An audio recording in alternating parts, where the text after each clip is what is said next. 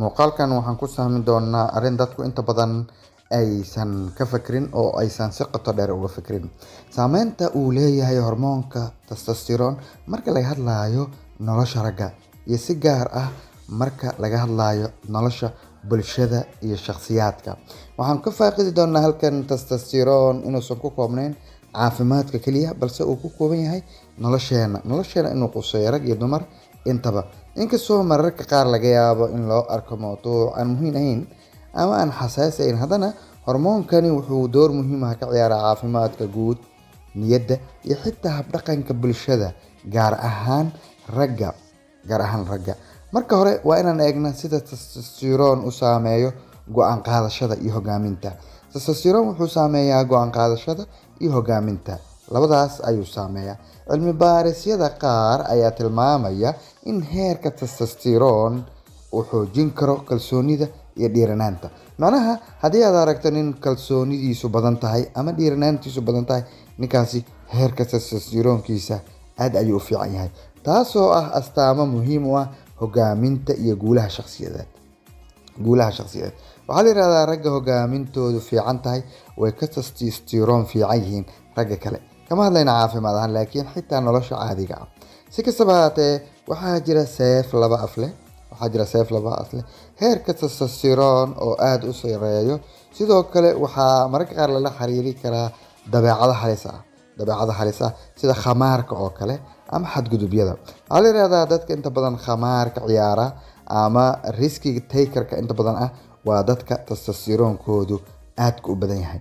Sidoo kale dadka xadgudubyada geysta, kufsiga ama waxyaabaha kale la xiriira dadka geysta waa dadka testosteronkoodu aadka u badan yahay. Dhinaca kale, testosterone wuxuu saameyn ku leeyahay xiriirada bulshada iyo dareenka dadka. Heerarka testosterone ee isbedela ayaa saameyn kara sida raggu ula xiriiraan lamaanayaashooda. Marka heerarka testosterone ee isbedbedela ayaa sidoo kale waxaa lala xiriiriyaa sida ay raggu ula xiriiraan lamaanayaashooda saameyn ayuu ku yeeshaa. Qoyskooda, bulshada, sida dadku raggu inta badan bulshada ula xiriiraan, qoyska ula xiriiraan, lamaanayaashooda ula xiriiraan, dumarka ula xiriiraan, waxaasoo dhan waxay saameyn ku yeelanaya testosterone. Tani waxay ku tusinaysaa in hormoonkani uusan kaliya saameyn ku yeelan arrimaha caafimaadka sida murqaha, xoogga iyo waxyaabahaas. Sidoo kale waxay ku tusaysaa in testosterone nolosheena uu qayb weyn ka ciyaaro. Nolosheena bulshada ayaan ka hadlaynaa, nolosha caafimaadka kaliya maaha, nolosha bulshada inuu qayb weyn ka ciyaaro. Intaa waxaa dheer, saameynta uu testosterone ku leeyahay caafimaadka maskaxda runtii ma ahan mid la dhayalsan karo. Iyada laftigeeda, heerka hooseeya ee testosterone waxaa lala xiriiriyaa niyad-jabka iyo walwalka. Haddii niyad-jabkaagu badan yahay, walwalkaaguna aad u badan yahay, waxaa xaqiiq ah in heerka testosteronekaagu uu yahay mid daciifa, taasoo muujinaysa sida hormoonkani uu yahay mid ka badan kaliya wakiilka galmada. Xitaa dadka qaar waxaa laga sheegaa in testosteroneka waxyaabaha marka testosterone ay maqlaan inuu kusoo dhaco galmo iyo waxyaabo la xiriira. Marka testosterone waa uu ka badan yahay galmo iyo caafimaad. Xitaa waxaa la leeyahay in qofku stress galo, walwal dareemo, waxay ku xirnaan doontaa heerka testosteronekaaga. Ugu dambeyn waxaa jira dood xiiso leh oo ku saabsan sida bulshada iyo dhaqanku u arkaan raganimada, sida ay testosterone ula xiriiraan aragtidaas.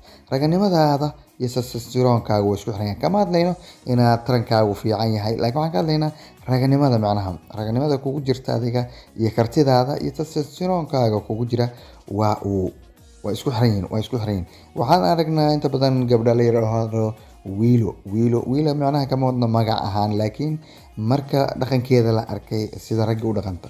Gabdhahaasi heerka testosteronekoodu aad ayuu u badan yahay. Xiriirka ka dhexeeya testosterone iyo muuqaalada bulshada ee raganimada waa mid kamid ah mowduucyada ugu dooda badan, iyadoo qaar ay ku doodayaan dadka in heerka testosterone iyo sifooyinka la xiriira ay qayb weyn ka ciyaaraan sida bulshadu u dhisayso ama u qiimeynayso ragga.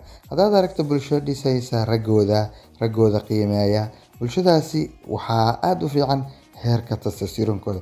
Haddaad aragto bulsho raggooda bahdilaysa ama rag u dhaqmaya sida calaamadihii dumarka ama dhaqankii dumarka oo kale, waxyaabihii dumarka lagu yaqaanay, rag inta badan ragga isbedela aan dhahno, ragga isbedela inta badan waxaa ku badan ama ku yar aan dhahno heerka testosterone. Inkastoo mawduucani uu yahay mid ballaaran oo qoto dheer, haddana waxaa muhiim ah in la fahmo saameynta dhabta ah ee testosterone ku leeyahay nolosha ragga. Ma ahan kaliya caafimaadka jirka ama galmada, laakiin sidoo kale caafimaadka maskaxda, xiriirada iyo kaalintooda bulshada. Mawduucani wuxuu ina barayaa sida hormoonka testosterone u yahay mid caafimaad ka badan, mid nolosheena quseeya, mid nolosheena qaabeeya, mid khibradeena ragnimada, aadanimada, wax walba in testosterone uu qayb ka yahay. Halkan ayaan kusoo gabagabeynaya.